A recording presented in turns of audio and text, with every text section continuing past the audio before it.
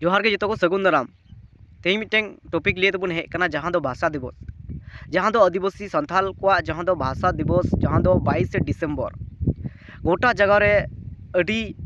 जाक जमो काते को मनाव बतावदा नॉय जे 2003 साल 22 डिसेम्बर रे जहाँ दो भाषा दिवस जे नॉय जे अब आदिवासी संथाल को जहाँ दो सावथाली भाषा जे 8 शेड्यूल संविधान रंग 8 शेड्यूल रे सेलेद लेना और नवा सेलेद एन खातिर तिगी नितो जे भाषा दिवस जो जगह को मनाव बताए 8 शेड्यूल रे सेलेद एन खातिर तिगी निये बन मेन दाड़े जे जहाँ ऑलचिकी स्क्रिप्ट से ऑलचिकी लिपिते नित गोटा टोठा रे स्कूल कॉलेज जो जगह रे ऑलचिकीते ऑल पढ़ाव चालू कना नो जे ऑलचिकीते जो जगह रे अब बन मेन किया से बन नेल दाड़ेया कना 5-6टी राज्यों रे जहाँ बन मेन किया वेस्ट बेंगल उड़ीसा झारखंड बिहार आसाम त्रिपुरा नौका 5-6टी राज्यों रे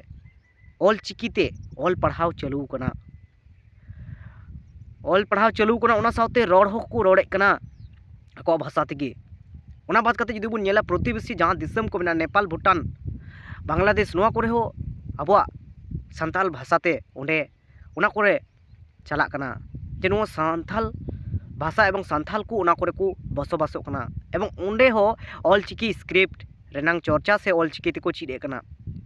उना बात करते हो जुदी हजुक कान दिन रे कथा बन गुणनोआ जे पृथ्वी मध्य रे जे पृथ्वी सारा पृथ्वी रे जहाँ तो उन्नत दिसम अमेरिका जापान नौकाना दिसम रे अबवा ऑलचिकी बन मेन दाड़े ऑलचिकी रंग प्रभाव चला हजुक कान दिन रे उना करे हो ऑलचिकी को सिखनेदा तो उना खातिर ते अबवा जहाँ भाषा नोआ दो इंटरनेशनल मीटिंग भाषा से जहाँ स्क्रिप्ट बना कान तबुना तो नोआ मीटिंग अड़ी गौरव रंग कथा कना किंतु नित अब जुदी बन नेला जे जहाँ नॉय भाषा दिवस नितुमते जे अब भाषा तीन लड़ाई तीन आंदोलन तीन आवाज काते अब संविधान रे सेलेद कना और नोआ नित दिके दिके बन नेलदा खाली एने सिरिंग खेला धुला दिको को चाबाय कना निय तिगे को जतो किछु को लटम कना उना सुमुंग दो बांग कराव हुया खाली एने सिरिंग दो अबु मायाम रगे मेना गाती को हो तलाते को चाबाय तमना नोआ दो बांग कराव दरकार मेना किंतु नोआ गाती जेबुन बाधाय कना उनकाना बेपार हो बांग कना गाती हो जरूर गे मेना किंतु नोआ जे अब भाषा रंग जहाँ आंदोलन आवाज चेत खातिर तेबो नाम कना नोआ दिसय दो हो अडी मारंग गुरुत्वपूर्ण जिनिस कना नोआ खातिर की जतो किछु ध्यान दो काते अबु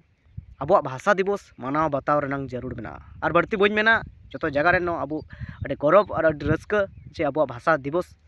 22 डिसेम्बर जो जगह रे मनाव बतावे कना एवं अब चर्चा दोहय हुआ खाली खेला मेला ते पारम लेखान दो बांग हुआ जहाँ दो भाषा दिवस माध्यम ते अब जहाँ संविधान रे सेलेद एन खातिर ते जहाँ अब दो ऑलचिकी ते नित ऑल पढ़ाव अब गगो आड़ांग ते ऑल पढ़ाव काते आयमा किछु जगह रे जो जगह रे अब बन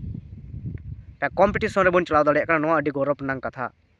तो तेहना नोआ इनफॉर्मेशन ने अब ओपिनियन बन एम केदा जे भाषा दिवस चितान ते तो बगे बड़ी कमेंट तबन पे और वीडियो बन बढ़तिया वीडियो नोडे के बन मुचादा जतो को वीडियो नेल लगते अडी आयमा सरहाव जोहार।